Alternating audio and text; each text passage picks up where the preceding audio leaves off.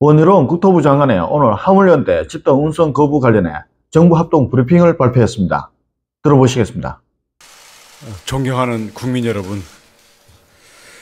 여러분의 깊은 우려와 정부의 다각적인 노력에도 불구하고 화물연대가 집단 운송 거부에 돌입하였습니다. 국가 경제가 크게 어려운 상황에서 국민 여러분께 더욱 심려를 끼쳐드리게 되어서 너무나 송구스럽게 생각합니다. 경기 침체를 극복하기 위해서 다 같이 힘을 모아도 부족한 시기에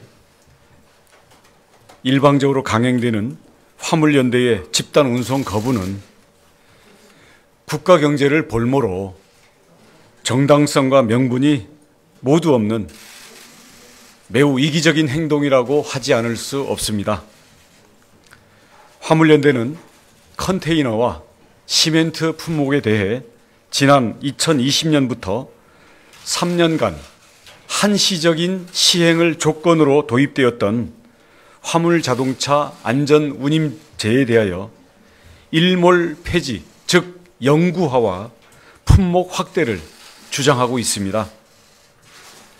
화물연대는 정부가 이런 요구에 동의하였다고 주장하고 있으나 이는 전혀 사실이 아닙니다. 정부는 지난 6월 화물연대의 집단 운송 거부 철회 당시에 안전운임제의 일몰 연장 등을 지속 추진하고 품목 확대 논의를 이어나가겠다라는 입장을 밝힌 것이고, 화물연대가 주장하는 것처럼 일몰 폐지 또 품목 확대를 약속한 것이 전혀 아닙니다. 안전운임제는 교통안전 개선을 위해서 도입된 제도입니다. 그러나 지난 3년 동안 제도를 시행해 본 결과 당초 도입 목적인 안전 개선 효과는 불분명한 것으로 드러났습니다. 화주와 운송사, 차주 등 이해관계자 간의 제도에 대한 입장은 첨예하게 대립하고 있는 상태입니다. 이런 상황에서 필요한 것은 합리적인 제도 방향을 놓고 이해 당사자들과 함께 충분히 논의하는 것입니다.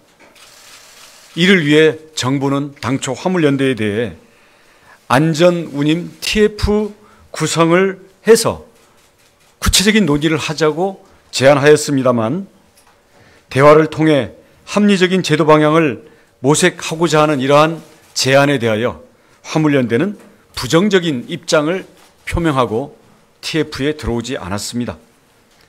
이에 따라 정부는 화주, 운수사, 화물차주 등 이해관계자와 간담회 등 수차례 개최하고 당정 협의를 거쳐 현행 안전운임제의 일몰 3년 연장을 추진하되 품목 확대는 곤란하다는 입장을 결정하였습니다.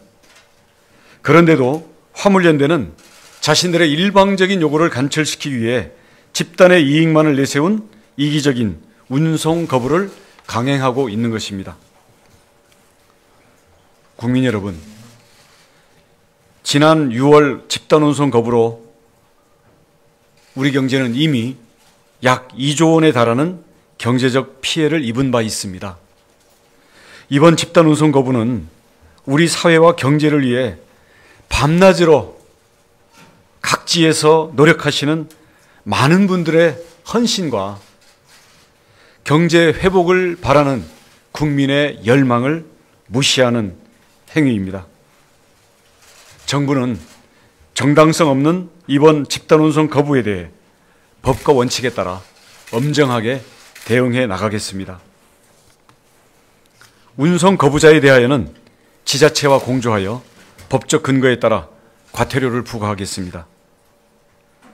집단 운송 거부에 참여하지 않는 화물 운전자에 대한 운송 방해, 협박, 위해 등 불법 행위에 대해서는 끝까지 추적하여 무관용 원칙으로 단호하게 대응하겠습니다. 정당한 사유가 없는 이번 집단 운송 거부가 국가 경제에 매우 심각한 위기까지 초래한다면 화물자동차 운수사업법에 근거하여 업무 개시 명령을 발동하겠습니다. 업무 개시 명령에도 불구하고 업무에 복귀하지 않는다면 예외 없이 법적인 조치를 하겠습니다. 한편 원희룡 국토부 장관은 집단 운송 거부로 인한 국가 경제 피해를 최소화하기 위해 관계부처 합동으로 비상수송대책본부를 운영하고 비상수송 대책을 차질 없이 시행하는 등 정부의 모든 역량을 집중하여 대처하겠다고 밝혔습니다.